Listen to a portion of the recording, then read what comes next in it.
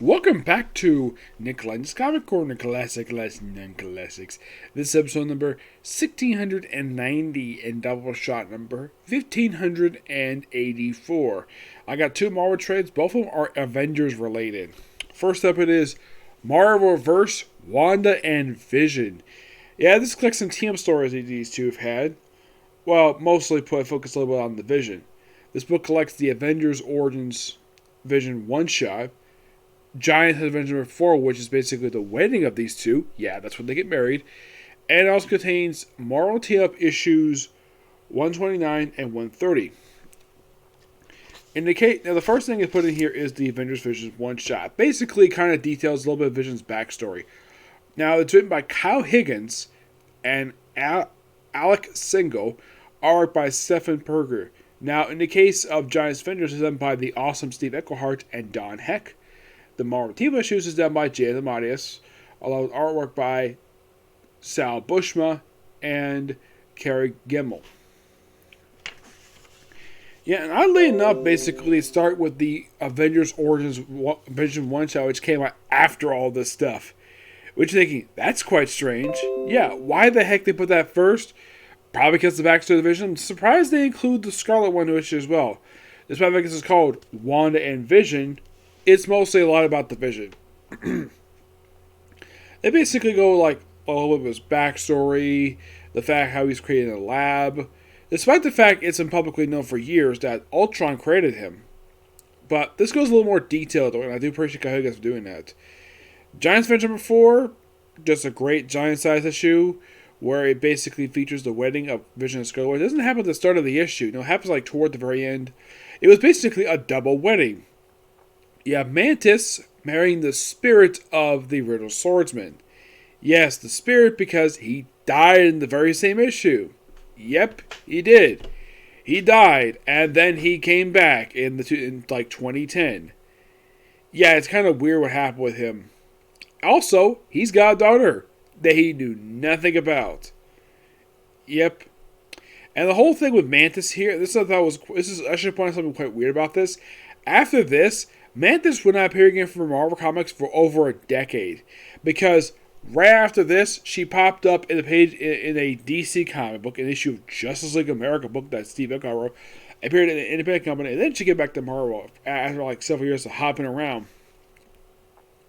They eventually explained away that this basically led into stuff related to the Celestial Maiden miniseries that came out in the early 2000s, which later they plant seeds for the Empire crossover that came out a couple years ago. In the case of Wanda and Vision, it's like the whole point of this annual, it's just basically their wedding. Well, it was double wedding anyways, these two get married. Yep. And the Marvel Team issues is simply kind of like a supernatural type of story. Or if you just them team up with Spider-Man to deal with supernatural stuff. Yeah. It's an odd story, but I love the covers they gave this book. Yeah, the covers are fantastic. Yes. The cover art, they don't list stuff on here. But despite, you can kind of say definitely this is mostly all about some stories featuring the Vision. Mostly, yes, but you gotta feature a little bit of Scarlet Witch as well. Story stuff here is actually really good. I'm gonna give this book roughly I would give it a 10 out of 10. It's actually just pretty good stuff here. Alright, next up we got something quite interesting. Doesn't feature the Vision at all, but this features the Avengers. We have Ultimate Comics. Divided we fall, united we stand. And plus you gotta love seeing the Ultimate Captain America hold up the American flag. Yeah, and this book collects the entire 18-part crossover. You're probably thinking 18 issues. Was this part of like a year and a half? No, this is basically 6 issues from 3 books. Ultimate Comics Ultimate, which was the main story. Ultimate Comics X-Men. And Ultimate Comics Spider-Man. Volume 2. And this is 1318 all 3 series. Now here's the strange thing though. While I've already discussed Ultimate Spider-Man the one, I'm not going to discuss it here. If you want to get my thoughts on it, check out my Ultimate Spider-Man reviews when it relates to those trades. Now, in the case of the other 2 books. Now, here's the thing about Ultimate Comics Ultimates, Ultimate Comics X-Men. With this crossover, the writers, they had the books change writers. for some strange reason. I do not know why. It's kind of weird.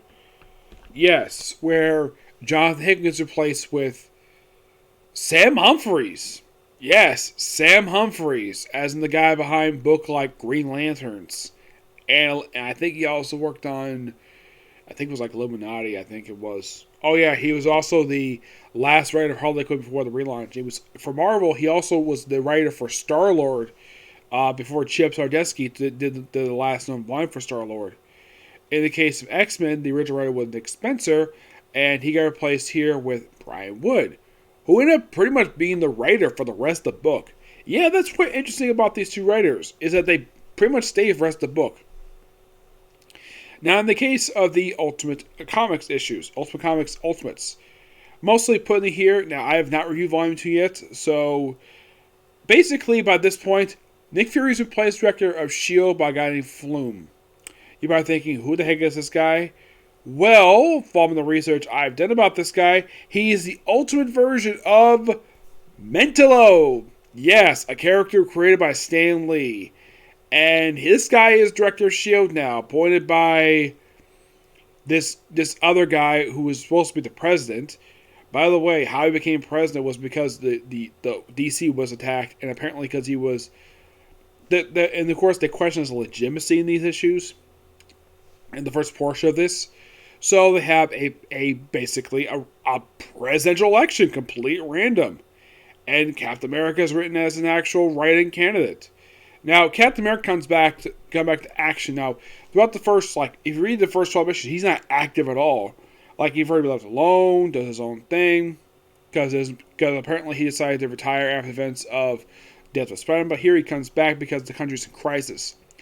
Why is the country in crisis? Because in this very story, the United States is suffering the second Civil War, where Texas has become an independent nation. You have California, Oregon, and Washington State become an actual nation itself. Wyoming's doing its own thing with Project Pegasus, which, by the way, apparently some senator does not want Captain America to go there, despite the fact that, well, they're bad guys there. You gotta go there. Also, the Carolinas beating the crap out of each other. Detroit is basically run by a dictator who used to be a former cop. Yes.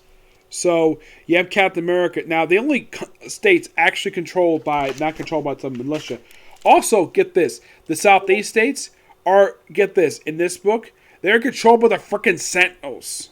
Yes, the Sentinels who control the Southwest. Now, in the case of these issues, now, the advisory issue for Ultimate Comics Ultimate, they are working on by Billy Tan. Luke Ross has the remaining issues with Timothy Green in issue 14. For the Ultimate Comics X-Men issues, Paco Medina is most of the entire storyline, with the exception of the last couple issues of the book. Well, actually, yeah, I thought it was 18. Sorry about that. Ultimate Comics Spider-Man does not stop at 18. That basically stops at 17. Ultimate Comics Ultimate, that one in Spider-Man X-Men was up at 18.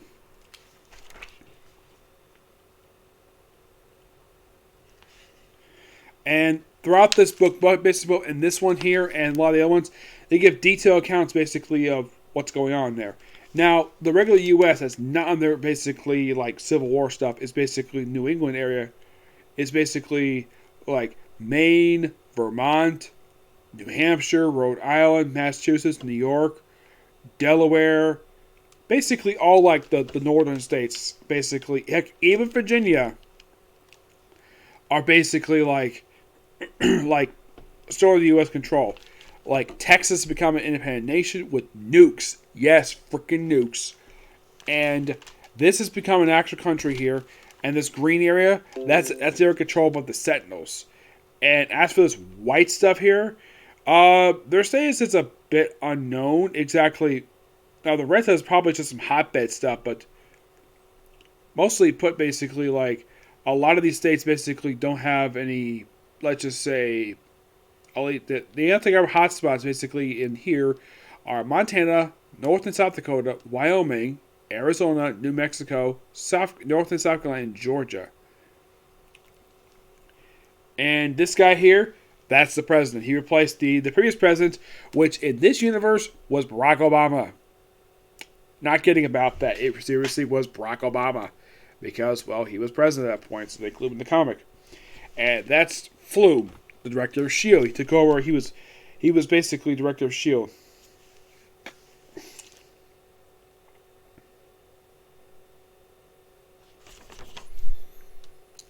And Carol Danvers is brought in. Yes, Carol Danvers, who in this universe basically was a little bit muscular prior to this.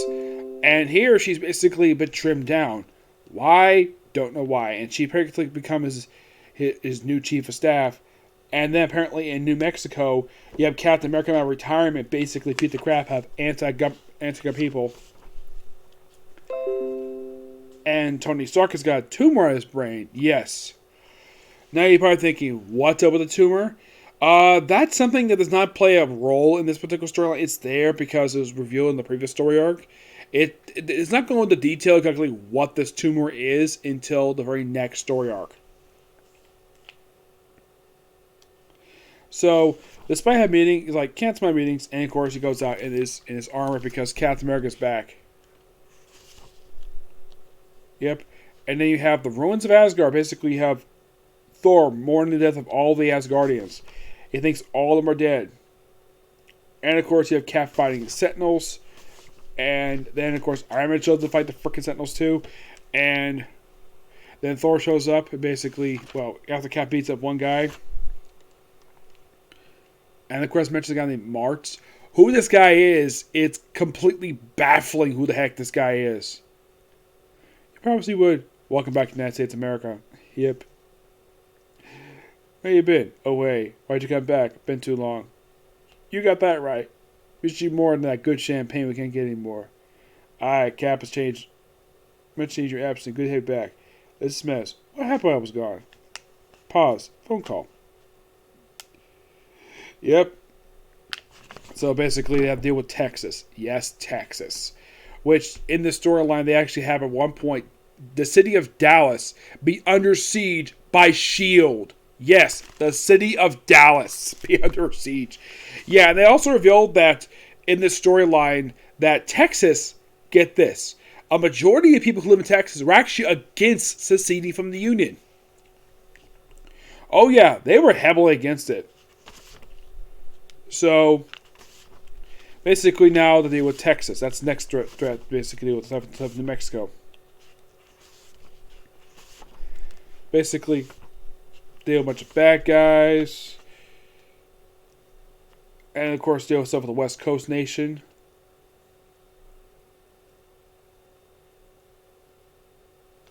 And then we have the special election, which does play a role a little bit later. And here, this is Mr. Martz. I'll get to who the heck this guy is because it is completely, like I said, baffling. So yes, now Texas is back under control. And now still dealing with other areas.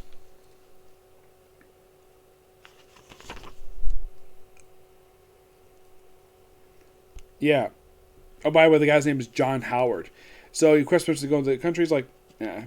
Like, yeah, and of course he points out, well, the respecter, your father was not stopped at the Mississippi last time I checked. So then they go to New Mexico-Texas border, and Cap runs Nick Fury. They chat for a bit. Of course, they all like the Commander-in-Chief.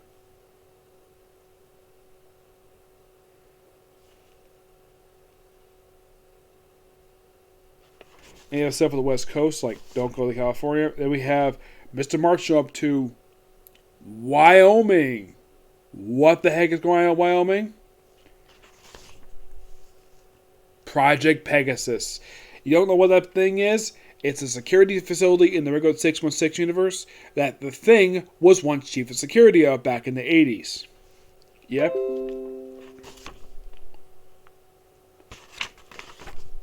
Yep. So,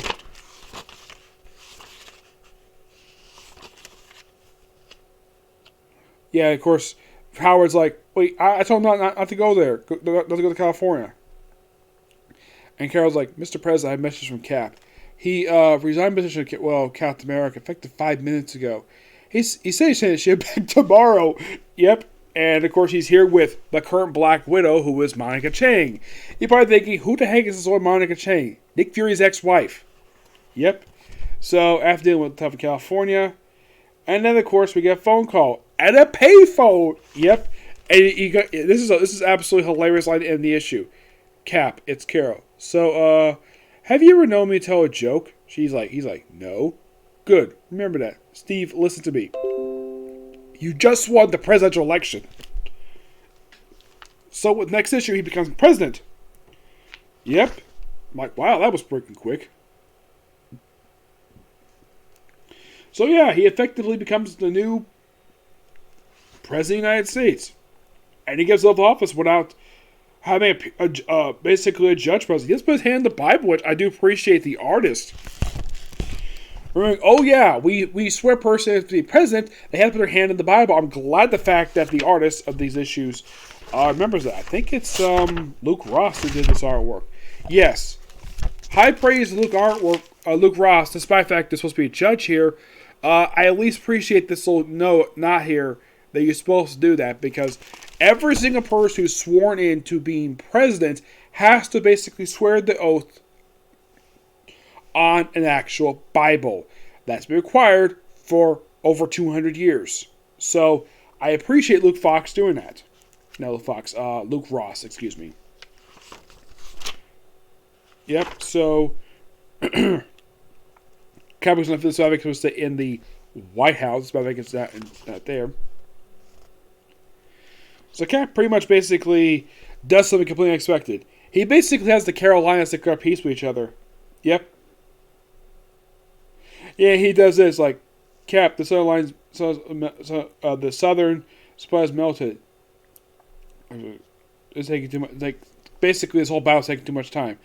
And Cap says, Thor, bring me the general from the south. Iron Man, bring me the one from the north. And they pretty much grudgingly agreed to end the conflict between the Carolinas. Yes, the Carolinas were beating the crap out of each other. So, okay, they basically, it's like,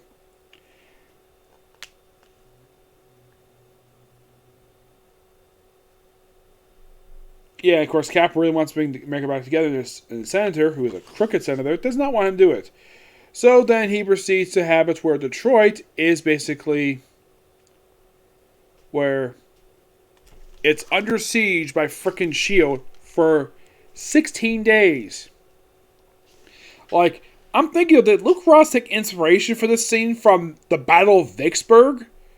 Which, in case you don't know about that particular battle, because some people want to erase that from U.S. history, it's a battle that took place over the course of 2 years. It was a siege.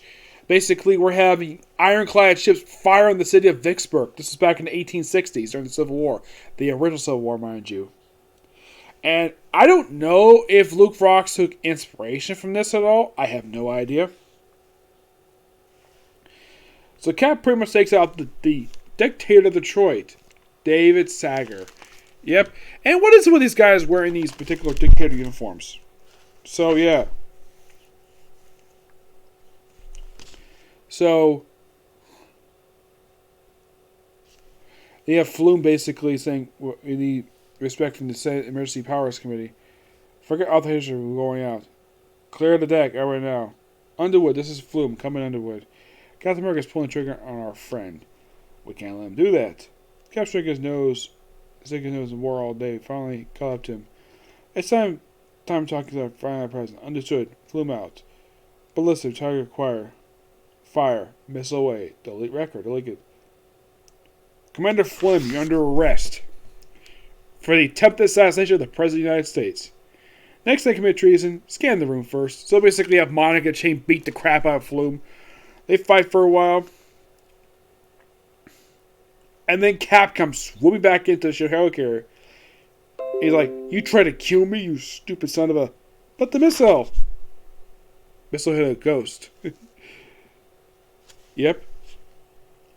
You talking to me? My authority, you stole. And of course, Flume's like, my authority, you stole S.H.I.E.L.D. from Nick Fury. You let America fall on part of your watch. You attempted to kill the president of the missile.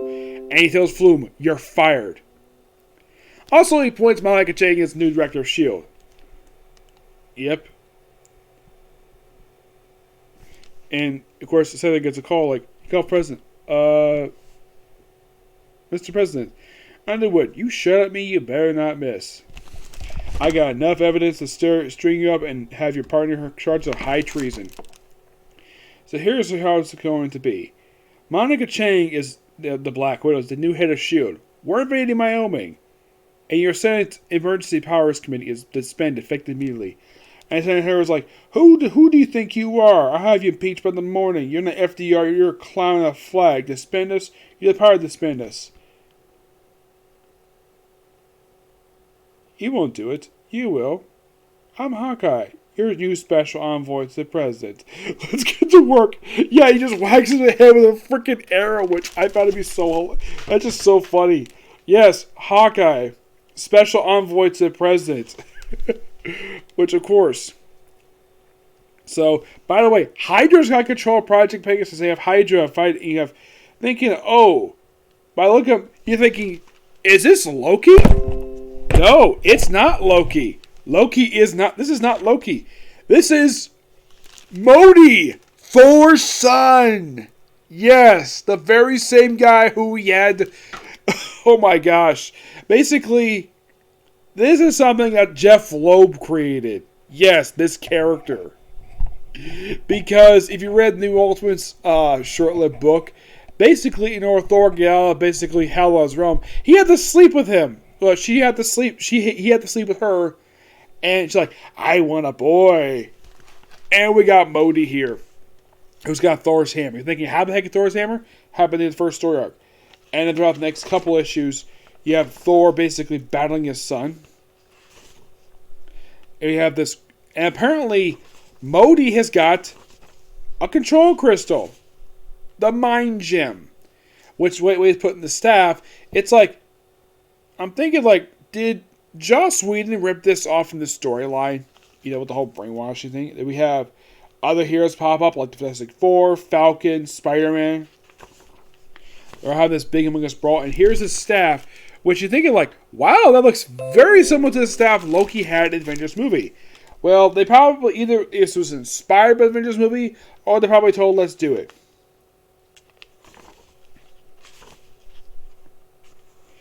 And then you have basically Thor being brainwashed by his own son to basically fight Iron Man. We have this illusion, basically, Cap basically like become a dictator. And have various people who had died at this point. Like, know me very well. Yep, and eventually, like, the Mind Gem is destroyed, and Hydra is basically free from the brainwashing. Yes, Hydra. And, of course, Cassie Lang. Yes, Cassie Lang. Yeah, Straxure from the Ultimate Universe basically saves a Helicarrier. Everyone's wondering what the heck is going on. And then Modi, and then basically, like, Thor's like, time is over. You'll give me orders. How dare you feel as if you abandoned me to cruel clutches of the wool tree you give alone. You know, feels, fend for yourself and protect you. And then Thor's like, you are corrupt and contemptuous. You are ashamed to your grandfather Odin. A father will pay for striking your only son. And Thor murders his own child. Yep.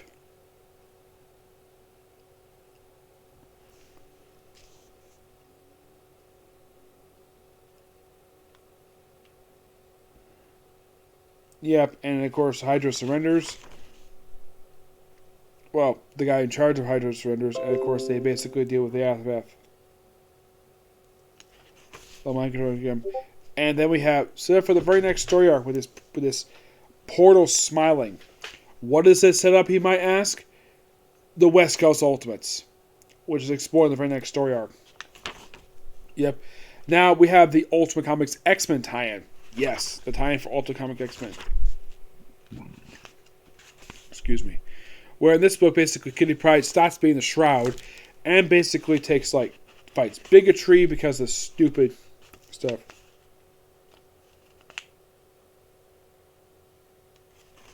Yep. So, but basically, this is kind of in the way it explains what happened with the X-Men during the event, what was going on in all the Comics Ultimates. Basically dealing with the Sentinels.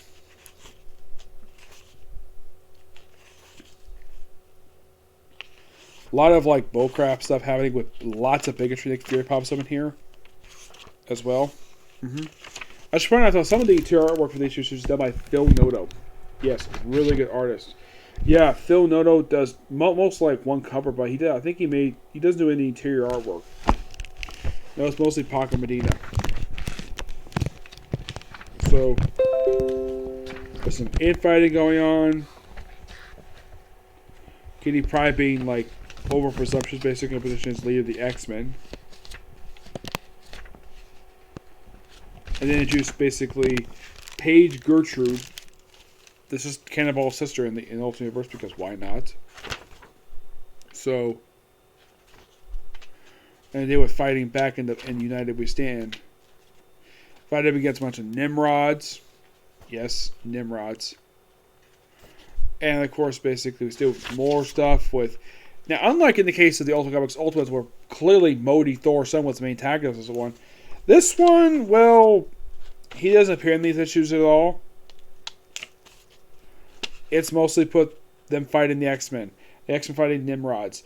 Also, apparently, Rogue is their relation with Quinta Quintire. Yep. So then basically, Cap offers a particular place for the mutants, and that leads into a storyline that will pretty much encompass the rest of the Ultimate Comics X-Men run, Reservation X. Yes, a run that will start with issue 19 to issue 33. In the case of Ultimate Comics Ultimates, they mostly deal with the aftermath of this stuff, and they have stuff leading into stuff. You basically just deal with the aftermath stuff of this thing.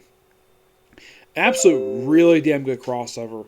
I do recommend it, but mostly I would probably make sure you get a chance to read the other Ultimate books first, so you have a pretty good idea who the heck these people are. And it's a good thing Marvel put this whole crossover like one trade, because it's kind of dumb basically for them to basically put just one story arc, one portion is one trade. Unlike DC they would do this. Not Marvel. Not really.